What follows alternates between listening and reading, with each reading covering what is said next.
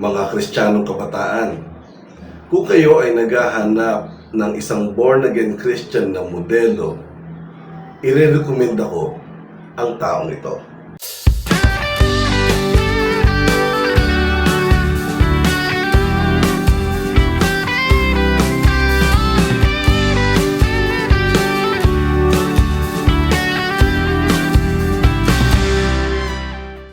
Mapagpalang buhay po sa ating lahat, mga ka-worship. Kamusta na po kayo?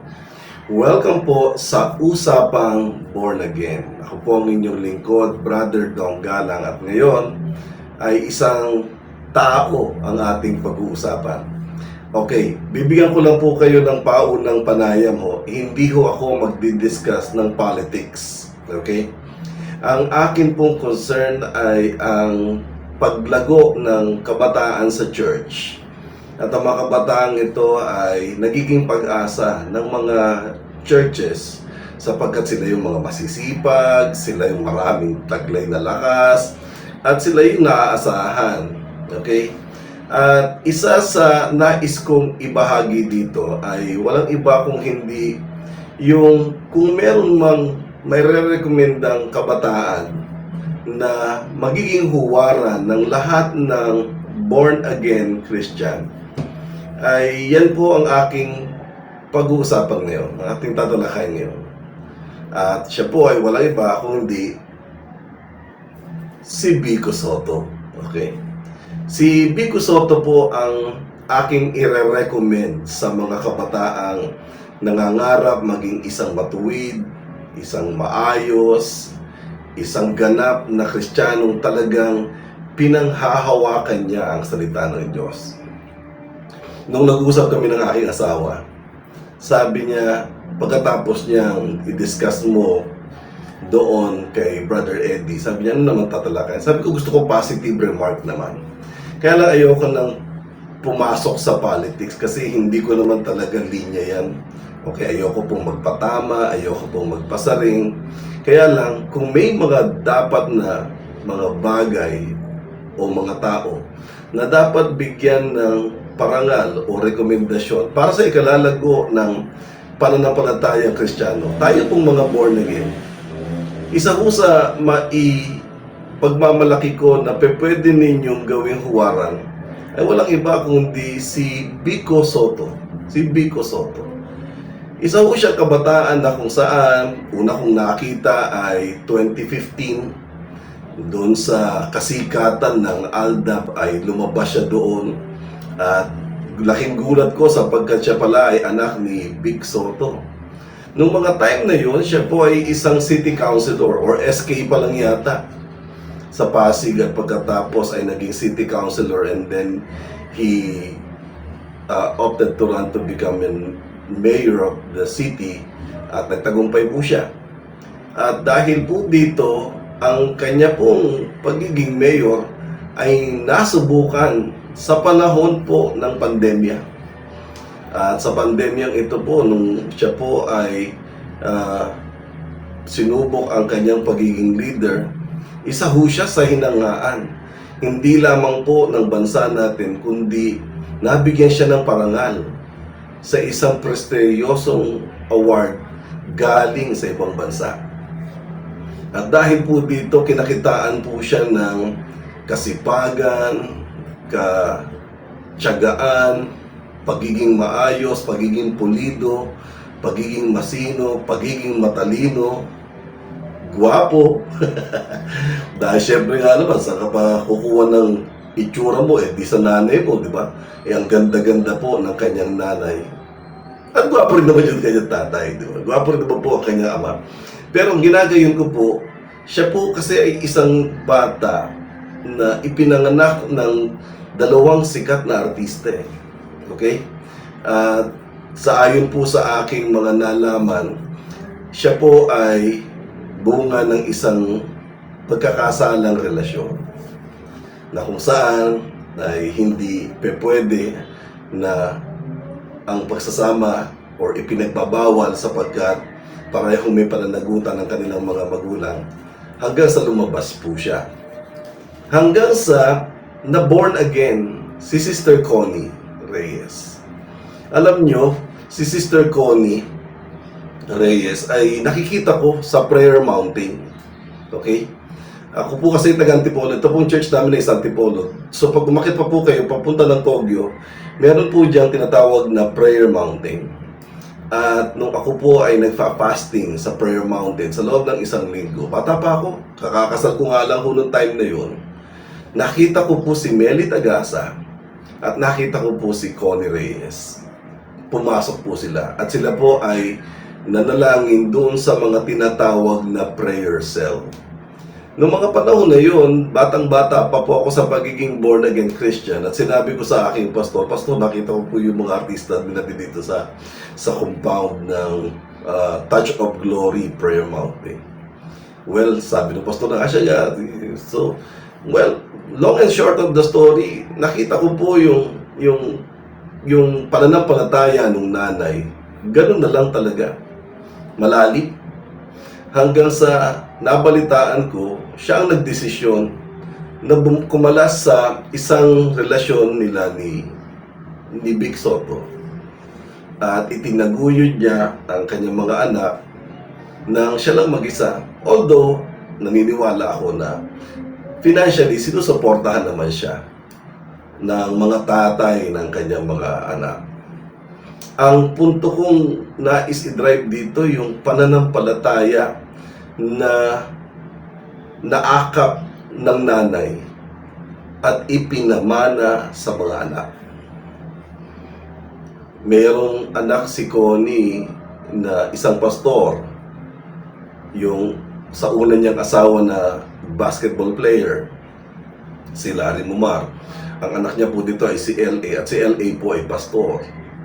At si L.A. po at saka si Biko ay very strong ang kanilang bonding hanggang sa ayon din mismo sa mga panayam ni Biko Soto ang nag-influensya sa kanya para pumasok sa politika ay ang mga libro na ipinapabasa sa kanya ng kanyang kuya L.A. Okay?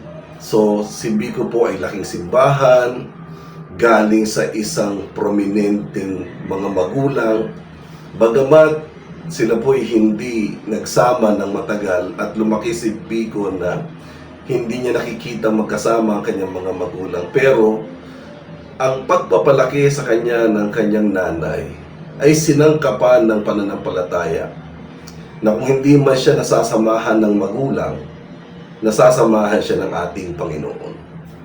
Ang Diyos ang kanyang naging gabay at patnubay. Masasabi ko na si Biko ay isang lehitimong born-again Christian. Okay? Matalino, nag-aral sa Ateneo, tapos gusto niya ng public service. Nagtrabaho siya sa sangay ng pamahalaan sa Quezon City at yun nga, pag-edad niya ng parang above 20 ay pumasok siya sa politika sa pagiging sangguniang kabataan at nanalo naman po siya doon hanggang sa pumasok din siya ng City Council, naging konsehal siya at nagpasa siya ng bill sa Pasig na gusto niya yung transparency law na according sa kwento hindi naman nagkatotoo until he decided to run for mayor. Mabigat ang kalaban.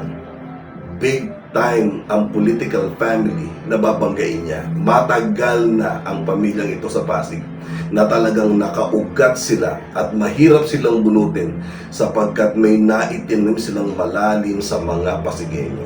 And here comes a young man, parang David and Goliath. Siguro may divine intervention at si Biko po ay nanalo. Sa kanyang pagkapanalo, may protesta muna kaliwat kanan, pero palibas sa kakampi ang Diyos, itinawid siya ng Panginoon sa mabibigat na hamon. Dinaanan niya ang tinatawag na situation ng pandemya at buong giting niyang napatunayan na kaya ng Pasigueñong mapagtagumpayan ang malalang problemang ito na dumating sa atin noong panahon ng 2020. Hinangaan siya sa kanyang kasipagan, sa pagiging advanced niya mag-isip, at na-settle niya kagad ang kanyang constituent para maingatan ang lahat ng ito at sa mabuting kalalagayan. Sa ngayon, mga kapatid, ay ang mayor na ito ay nasa ika-third term na. Nilabanan siya ng isang nuknukan ng yaman na mga kontraktor. At according sa kwento, gusto talaga siyang patumbahin sa pamamagitan ng pera na padadaanin ng mag-asawa para siya po ay matalo. Pero nung nagresulta na ang eleksyon, halos 10% lang ang boto ng mag-asawang ito kesa sa kanya na tumaglay siya ng napakaraming boto kasi mahal na mahal siya ng mga taga-Pasig. Ang mga Pasigueño siya po ay tinangkilik. Para bang nakakita sila ng isang mayor na napaka-level playing field. Kumbaga, simpleng manamit, walang forma.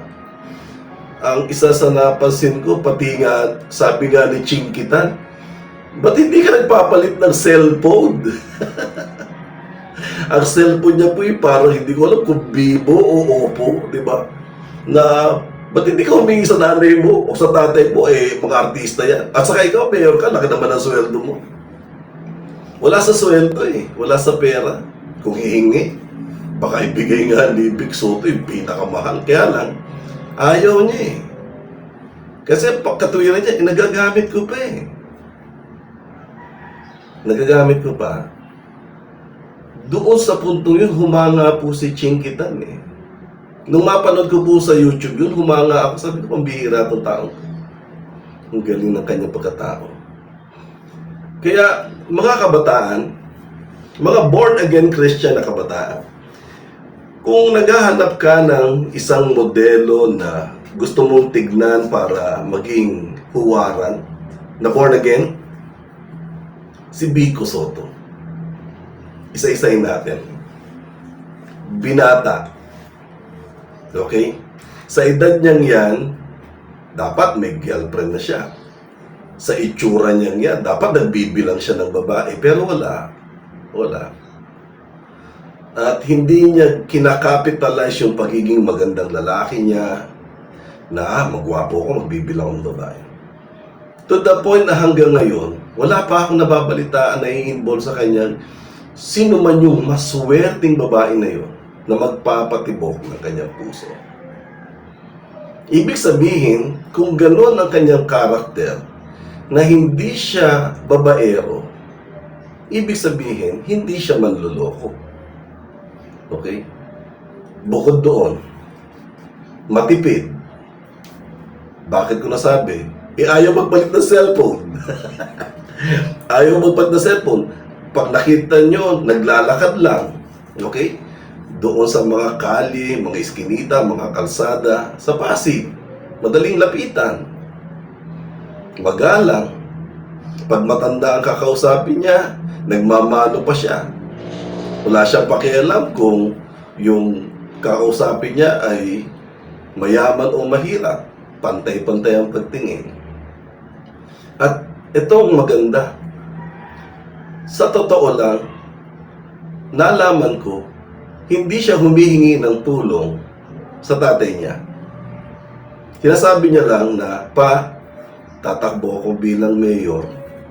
Okay. Tulungan kita.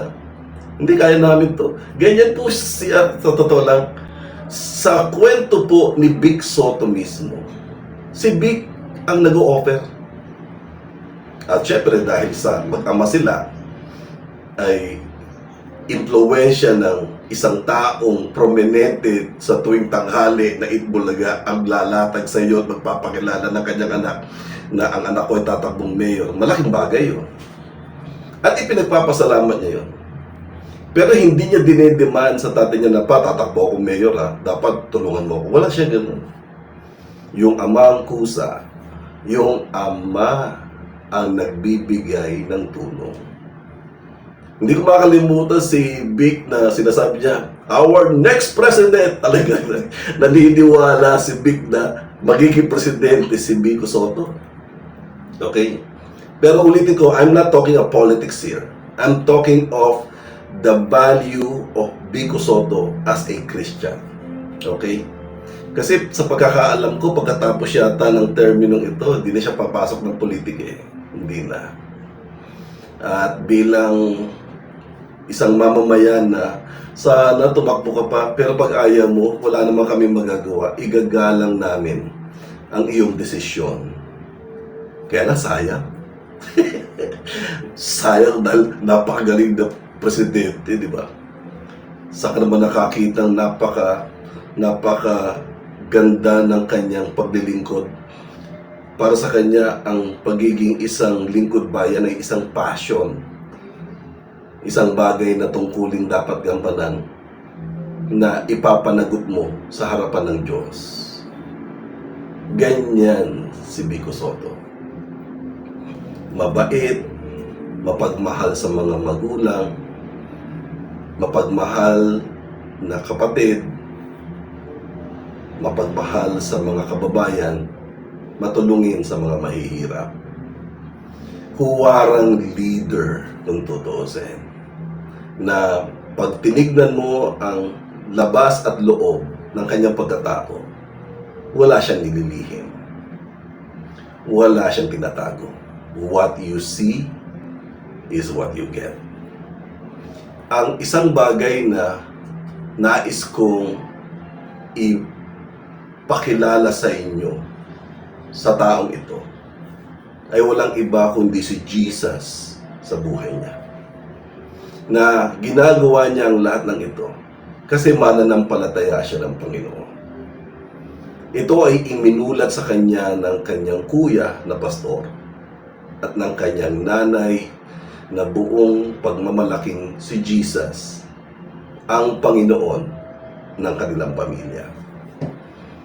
Kaya mga young people, young professionals sa mga churches ninyo, alam ko may mga cell group kayo, alam ko may mga D group kayo, may mga Bible study o may mga youth conferences kayo, at kadalasan yung mga leadership empowerment, youth empowerment na discussion ninyo, idadagdag ko ang isang modelong hindi ako mapapahiya kapag i-recommend ako.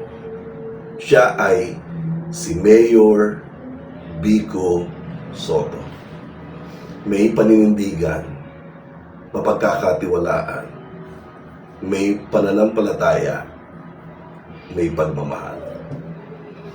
Sa totoo lang, kumpleto sa mekanismo niya ang kaganapan ng isang mananampalatayang kabataan. Huwaran, isang lalaking pwedeng tumayo at manindigan ayon sa katuwiran ng salita ng Diyos. Bagamat nakakapanghinayang na darating ang time pagkatapos nitong term niyang ito ay lilisanin niya na yata ang politika, hindi ko alam. Pero meron siyang isang legacy na iniwanan sa bayan ng Pasig. Nung mabasa ko ang article na ito, nagulat ako. Nung maging mayor pala siya, nakaka-save ang city government ng Pasig ng mahigit 1 bilyon isang taon. Imbis na magkaroon ng masyadong malaking gastusin at kinakailangan humiram sa National Treasury or sa national government, baliktad ang nangyayari. Bawat taon nakakaipon sila ng 1 bilyon. May kapitbahay ako sa Pasig. Kaibigan ko siya. Ang sabi niya sa akin, di totoo yan. Gulat ako. Sabi ko nakalagay dito sa Philippine Star. Sabi niya, di totoo yan. At alam ko kwento. Medyo nalungkot ako. Sabi niya, gusto malaman totoo? Oo. Mahigit 1 bilyon ang nasisave ng Pasig taon-taon. Kaya yung sinasabi mong 1 bilyon, hindi yan totoo. Mahigit 1 bilyon. Mahigit 1 bilyon. And for the record po, mga kapatid, parang sa loob ng 2 term, 6 na taon, at ngayon ay ika-7 taon niya na. Parang mayroong savings sila sa Pasig na more or less, yung surplus ay nasa 10 billion. Okay? Eh, bagamat hindi ko ma-sure kasi nagre-rely lang po ako sa isang kaibigan na dito po sa may manggahan nakatira.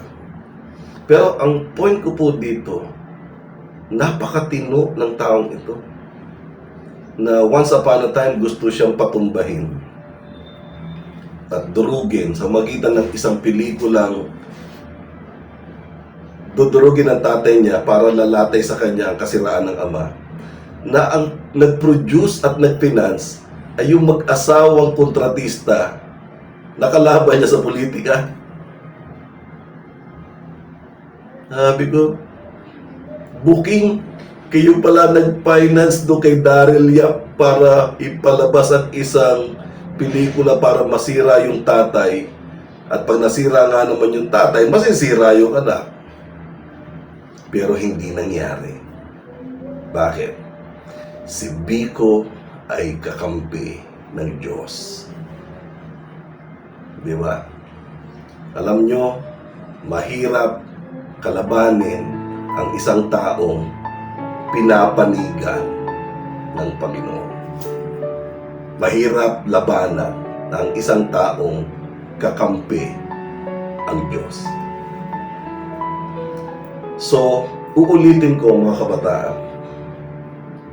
Gusto nyo maging maayos ang ating pamayanan, maayos ang inyong iglesia, maayos ang inyong paligid, at nagdanais kayo na maging isang huwaran. Nandiyan ang Bible. Nandiyan sila pastor na magtuturo. Nandiyan ang mga kabataan na kayo ay magsasama-sama upang magpalakasan kayo ng pananampalataya. Pero merong isang kabataan na leader na pinatunayan niya na ang kanyang pagiging leader ay dumaan sa isang mabigat na hamon, na kayanan, bunga ng kanyang pagiging matalino, pagiging matatag, at higit sa lahat, pagiging makadiyos. Isa siyang huwaran. Siya ay si Biko Soto. Huwag po kayong maligaw sa aking mga sinasabi. Bagamat ang taong ito ay akin pong pinaparangalan. Pero it will always be to God be the glory. Nagpapasalamat pa rin tayo sa Diyos dahil sa ating bayan may isang Biko Soto na ibinigay sa Pasig para patunayan na hindi lahat ng politician magnanakaw. Meron pa rin tayo nakikitang pag-asa sapagkat minumodelo niya ang isang katapatan, isang kalinisan, isang katuwiran. Sana dumami. Sana dumami. Sana panawagan ko ito sa mga kabataan na mapapanood ako. I-research nyo ang ipinagmamalaki kong tao na ito. Hindi naman ako nangangampanya. Hindi ko naman siya nirereto sa kung anong mga posisyon. Ang sinasabi ko, sana dumami ang kagaya niya at siya na gagawin yung modelo, kayo man ang mga bagong version ni Biko Soto. Na sa lahat ng tagumpay, sa lahat ng successes na inyong matatanggap, dahil tayo ay mga mananampalataya, dahil kayo mga kabataan ay mga mananampalataya, ang parangal at papuri na ibabato ng tao sa inyo ay inyong tatanggihan sapagkat lahat yan ay ibabalik nyo sa Panginoon. It will always be to God be the glory. I hope kayo po ay napagpala ng mensaheng ito na akin pong i-share sa inyo. Ang nais ko po kasi sa buhay ng isang born again, makita natin yung tamang panuntunan ng pamumuhay. Buti na lang Isa dyan ay pwede natin gawing modelo, si Vico Soto. So yun lamang po mga ka-worship, at dalangin ko na kayo po ay i-bless ng Diyos sa araw-araw niyong pamumuhay. At sa mga video na akin pong ipopost sa mga susunod na araw, ay samahan niyo po ulit ako. Ako po si Brother Dong Galang, at sa pangalan po ng Usapang Born Again, at sa pangalan din po ng Jesus Heart of Worship Church, ay pansamantala po ako magpapaalam. Pagpalain kayo ng Diyos, samahan kayo palagi. God bless. Bye-bye. Please like, subscribe, and hit the notification bell para updated po kayo sa mga latest videos na ilalabas ko linggo-linggo. Maraming salamat po.